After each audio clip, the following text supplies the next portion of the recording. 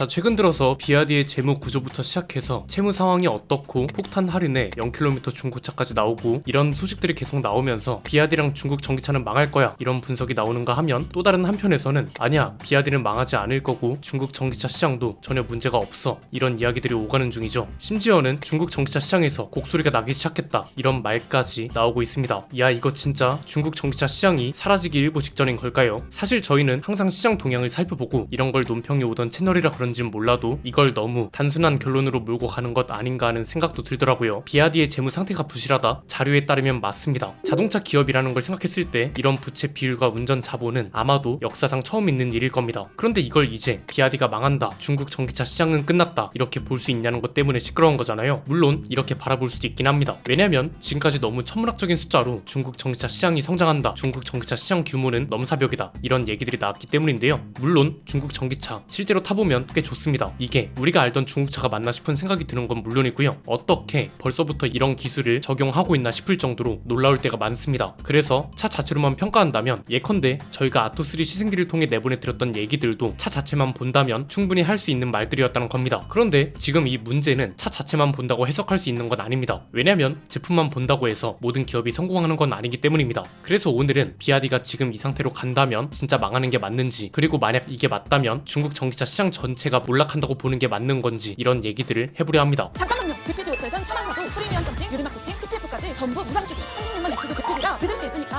상담만 받아도 매달 수십만 원 절약할 수 있습니다. 비교 견적, 복권권 세트, 차종 추천까지 전화 한 통이면 끝. 자동차 살 땐 BPD 오토 꼭 기억해주세요.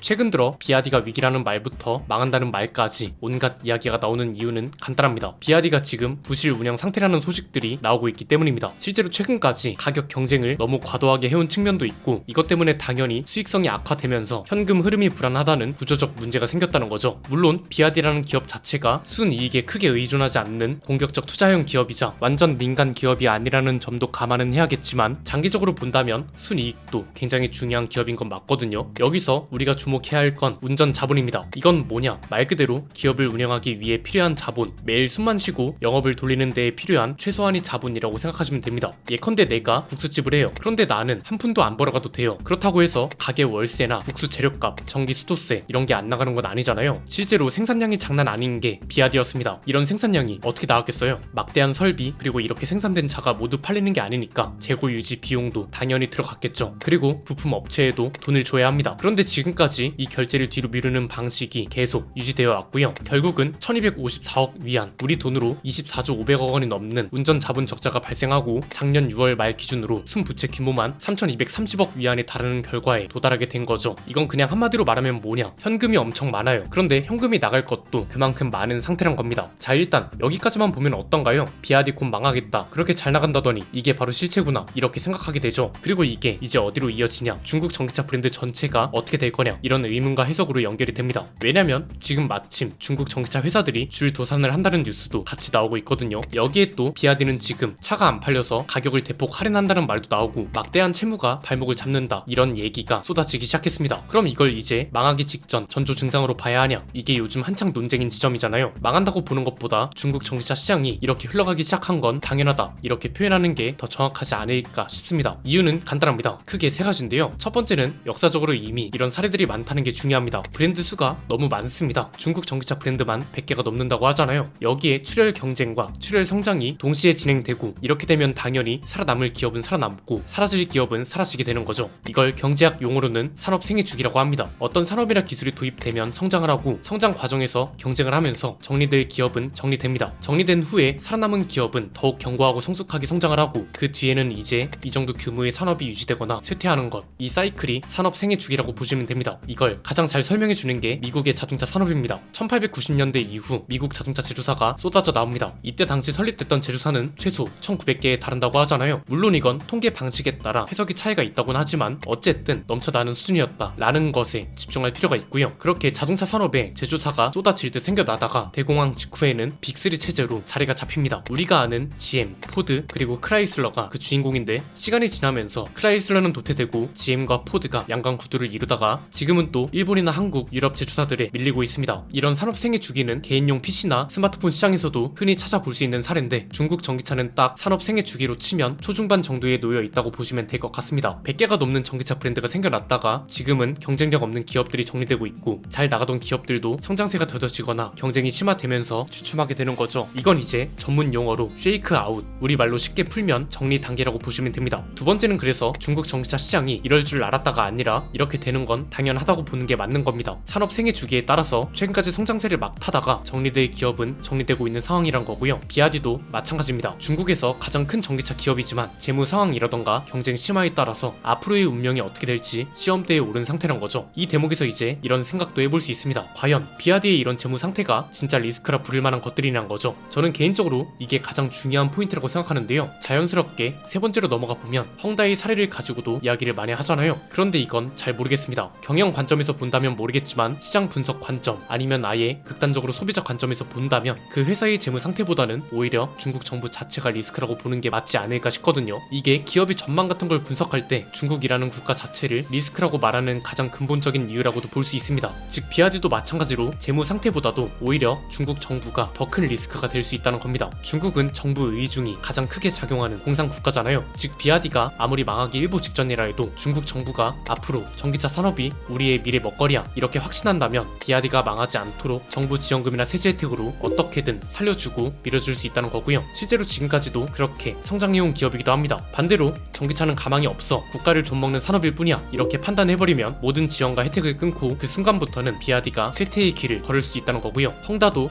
마찬가지였습니다. 부동산이 중국의 주요 산업이었죠. 그런데 중국은 모든 땅이 국가 소유입니다. 땅은 국가 소유고 건물이나 시설은 개인이나 기업 소유거든요. 이건 중국 헌법에도 나와 있습니다. 중국 헌법 제10조에 보면 도시의 토지는 국가에 속한다라는 게 명시되어 있고 그래서 중국에는 토지 이용권이라는 게 존재합니다. 이게 최장 70년입니다. 주거용이 70년, 공업이나 교육용은 50년, 상업과 관광은 40년 이런 식으로 나뉘죠. 헝다의 역사적 흐름이나 몰락 과정 이런 걸 세세하게 볼 필요는 없습니다. 그냥 한마디로 정리하면 간단합니다. 빚으로 성장해서 정책으로 급제동에 걸린 기업이란 거죠. 지금 당장은 비아디가 중국 정부 입장에선 국가 핵심 전략 산업이 대표 주자입니다. 그래서 헝다처럼 정책 변화 때문에 갑자기 휘청일 가능성이 낮아 보이지만 정책만 바뀐다면 언제든 채무가 급증할 수도 있다는 가능성은 배제할 수 없습니다. 더 정확하게 말하면 중국의 모든 산업은 중국 정부의 의중에 달려있기 때문에 기업의 내부 의사와 상관없이 불확실성 요인이 굉장히 많다는 겁니다. 이 대목에서 이런 얘기도 나올 수 있어요. 그래서 중국차를 사도 된다는 거야 말라는 거야 이런 거죠. 이건 너무 명확합니다. 만약 내가 오늘 이야기한 산업의 불확실성, 존속 여부와 같은 걸 굉장히 중요하게 생각하는 소비자다라고 하면요 어느 정도 타다가 팔 생각이면 괜찮습니다. 다만 오래 탈 생각을 하고 있다거나 나중에 중고차로 팔았을 때 손해가 크지 않아야 한다고 생각한다면 적절한 선택지는 아닐 수도 있습니다. 물론 이건 앞에서 말한 조건을 고려했을 때 그렇다는 얘기고요. 여기서 확실한 건 중국 전기차 브랜드의 한계가 명확하게 존재한다는 겁니다. 산업 생애 주기를 다시 생각해보면 지금은 쉐이크 아웃이 일어나고 있는 상태고 이거 다음은 이제 쇠퇴하지 않기 위한 과제를 해결하는 것인데 이건 간단하죠. 해외 시장을 뚫는 게 과제가 될 겁니다. 글로벌 시장 자체가 중국 브랜드한테는 한계가 될 가능성이 있다는 거죠. 중국 내수 시장 굉장히 큽니다. 기업 쉐이크 아웃이 끝나면 남은 기업들끼리 나눠먹기 구조가 되니까 지금보다 훨씬 수익성도 높고 안정적인 운영이 가능해질 수도 있습니다. 유럽 시장도 많이 먹었습니다. 최근에 유럽을 다녀온 지인들 이야기만 들어봐도 이미 중국 전기차가 굉장히 많이 돌아다닌다고 하더라고요. MG처럼 중국 기업이 인수해서 전기차를 만들어도 유럽 사람들이 꽤 많이 산다고 합니다. 여러가지 루트로 중국 전기차 기업들이 유럽 시장을 잠식하고 있다는 거죠. 그런데 여기까지가 일단 눈에 보이는 한계라는 게 중요합니다.